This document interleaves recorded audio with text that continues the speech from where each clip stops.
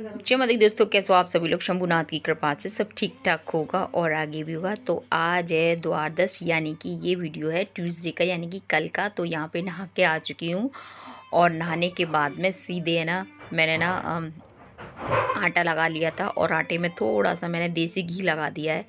तो इससे आटा है ना थोड़ा सॉफ्ट हो जाएगा, पूड़ियाँ अच्छी बनेंगी, कहने का मतलब ये। और आलू टमाटर की सब्ज़ी बनाई है, जिसमें है ना मैं बताऊँ टमाटर ज़्यादा है आलू कम है।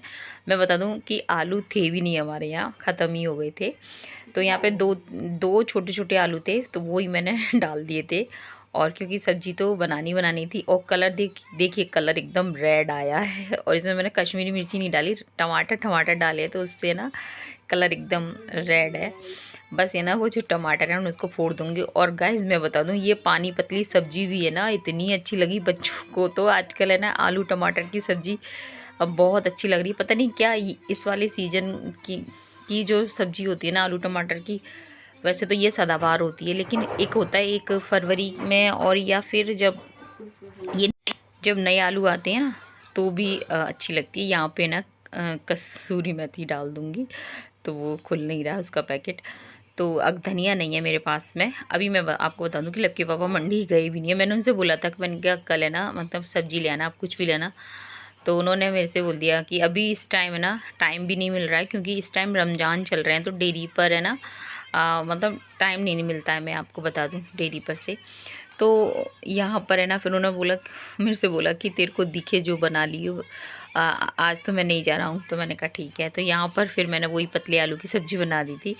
तो और गाइस मैं बताऊँ कि इतनी बढ़िया लगी थी, और लव के पापा को तो इतना अच्छी लगती है। मैं बताऊँ पतली सब्ज़ी जो होती है ना उनको बहुत ज़्यादा पसंद आती है, और सब बच्चों ने भी, उनने भी, और सब मतलब उनको पसंद आई थी, कहने का मतलब ये था।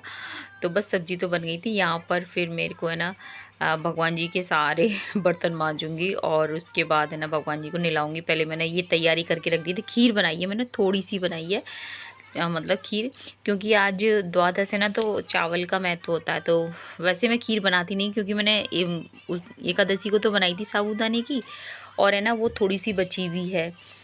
तो मैंने लेकिन मम्मी व्रत रहती हैं, तो फिर मैंने आज जैसे आपको बताया मम्मी व्रत रहती हैं, तो मेरे को बनानी थी खीर। तो यहाँ पर और फिर शुरू से बनती भी है, मतलब दूसरे दिन जो खाना बनता है ना पूरा पक्का खाना बनता है। तो यहाँ पे भगवान जी के बर्तन मांज दूँगी, और उसके बाद है ना ये जल है ना जो भगवान जी के ग्लास का रखती हूँ ना मैं जल, वो है ना मैंने मतलब वो पी लेते हैं हम लोग, जो रखा हुआ होता है ना, जैसे सुबह रखते हैं भगवान जी के ग्लास का, तो वो जब दूसरे दिन पूजा होती है ना तो उस जल को मतलब पी लेते हैं, फेंकते नहीं हैं, कहने का मतलब ये है। तो मैं ना या तो मैं किसी को दे देती हूँ, वरना ग्लास में रख देती हूँ। अभी मैंने इस बोतल में रख दिया है। और बस यहाँ पे जितने सारे कपड़े टंग रहे हैं, भगवान जी के धुले हुए कपड़े टंग रहे हैं। तो अभी तो मैं जब धुलती हूँ ना तब मैं ऐसे टांग देती हूँ, फिर पानी पूरा निचुड़ जाता है ना, तो फिर अच्छी तरह से मतलब एक एक करके अलग अलग कर देती हूँ, तो सूख भी अच्छी तरह से जाते हैं। स्वेटर अभी भगवान जी के मैंने 2 स्वेटर अभी रो के रखे हैं। जिस तरह से मैंने अपने स्वेटर, बच्चों के स्वेटर, एक एक जो पतले पतले स्वेटर होते हैं ना, बाकी सब रख दिए। और यहाँ पे मैं बताऊँ कि भगवान जी के लिए मैं 2 टावल न्यू लेके आई हूँ, पर अभी मैंने निकाली नहीं है, अभी ये पुरानी वाली टावल चल रही है। तो यहाँ पर बस बर्तन वगैरह साफ़ कर लूँगी। और आज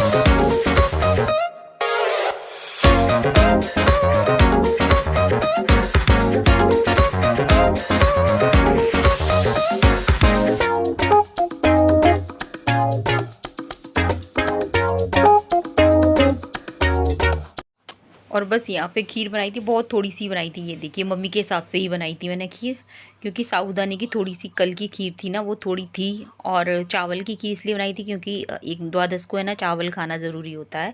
तो खीर तो बनानी थी, ठाकुर जी की भोग की मतलब थाली तो बनानी थी। तो यहाँ पे शुद्ध घी में ही पुड़ियाँ निकालूंगी, छोटी छोटी पुड़ियाँ निकालूंगी। फिर उसके बाद में आप है ना तेल में, रिफाइंड में, जिसमें भी निकालना चाहो वो निकाल सकते हो। तो यहाँ पे घी में कोशिश तो ये करती हूँ गाइस, मैं बताऊँ कि अगर मेरे पास घी ठीक ठाक होता है ना, तो मैं डेली यही रखती हूँ कि ठाकुर जी का भोग तो मैं देसी घी का ही बनाऊँ। जैसे कि पराठा तो मैं ठाकुर जी का देसी घी का ही बनाती हूँ। और जैसे कि कभी पूड़ियाँ बनानी होती है ना, तो वो भी मेरी कोशिश ये रहती है कि पूड़ियाँ भी मैं ठाकुर जी की घी की निकालूं। लेकिन देख लेती हूँ अगर घी मुझे दिया बत्ती के हिसाब से भी रखना है, अपने उस हिसाब से, अपने मतलब घर के हिसाब से। वरना वैसे मेरा मन तो ये रहता है कि ठाकुर जी का भोग देसी घी में ही बनाना चाहिए। और अपना अगर आपके पास अपना खुद का घी हो तो और अच्छा है। तो चलो यहाँ पे मैंने खीर रख दी है और सब्जी रख दी है, और इसके बाद मैं छोटी छोटी सी पुड़ियाँ बना दूँगी। तो यहाँ पर कुछ पुड़ियाँ फूल भी गई थी, कुछ नहीं फूली थी। तो बस यहाँ पे पूड़ी निकाल के मैंने गैस पे रख दी है। तो ये आदत मेरी मायके से ही है, क्योंकि मेरी मायके में भी पूड़ियाँ निकाल के ना सबसे पहले गैस पे ही रखी जाती है, यानी कि चूल्हे पे रखी जाती हैं 2 पूड़ियाँ। उसके मतलब 2 पूड़ियाँ निकाल के रख दी जाती हैं, फिर उसके बाद है ना ठाकुर जी का भोग मतलब लगा दिया जाता है। तो यहाँ पे ये देखिए खीर और पूड़ी से ठाकुर जी का भोग लगा दिया। बनाने का तो और भी कुछ मन होता है, पर गाइस मैं बताऊँ कि नहीं हुआ था। यहाँ पे देखिए गऊ माता आ गई थी, मैंने खिला दिया था गऊ माता को, और वो बार बार दूर से मैं दिख रही थी ना, तो मुझे बार बार बुला रही थी ऐसे करके सिरे ला के। तो यहाँ पे और मैंने लब के पापा से और लब से मैंने बोला कि आप जाके ना गऊ माता को देख लो। तो उनको दिख ही नहीं रही थी, और मैं गई थी ना बाहर, वैसे ही गऊ माता आ गई थी। और अब मिल रही हैं, आपसे मिल रही हूँ, शाम को मिल रही हूँ। शाम क्या 7 बजे का टाइम होगा यहाँ पर। यहाँ पे लगभग 7 बजे का टाइम हो रहा था। यहाँ पे ये मतलब बेटी आई थी, जो कि बोल रही थी कि आंटी मुझे कटिंग करानी है। ये 2-3 दिन पहले पूछ के गई थी मेरे से। तो अभी ये आई थी तो बोल रही थी कि आंटी मेरे को है ना बस बाल तो ज़्यादा मतलब ठीक ठाक थे बाल, ज़्यादा ऐसा नहीं कि बहुत ज़्यादा पतले थे, बहुत ज़्यादा भारी थे। तो बस इन्होंने तो बस ये बोला था मेरे से कि आंटी मेरे को आगे से बस लेज़र कर देना पीछे से।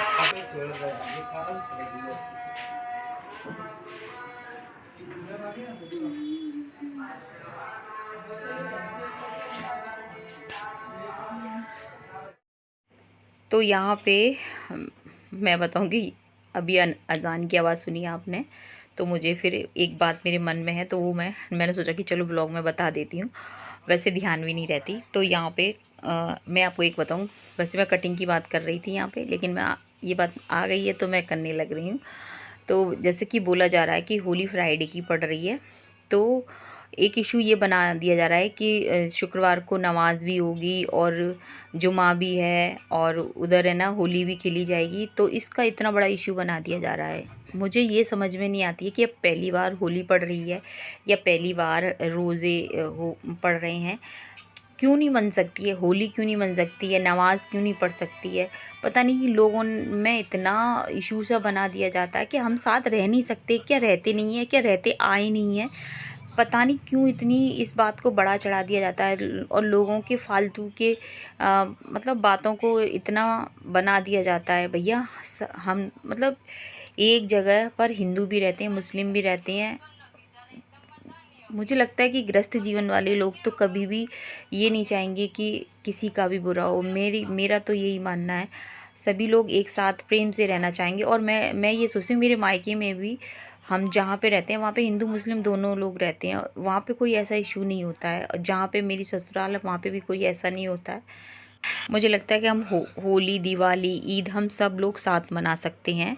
ऐसा कोई ये नहीं है, क्योंकि हम लोग सबसे पहले इंसान हैं। और मुझे लगता है कि अ, हर व्यक्ति के, चाहे वो कैसा भी हो, उसके मन में एक अच्छा इंसान भी होता है। तो बस प्रेम से सभी लोग, हम लोग अपने देश में, शहर में, मोहल्ले में बस प्रेम से अपने त्यौहार को एंजॉय करें, और किसी तरह की कोई भी मतलब गड़बड़ी नहीं हो। बस यही ईश्वर से, खुदा से, अल्लाह से प्रार्थना है। जय हिंद साथियों, जय श्री राम।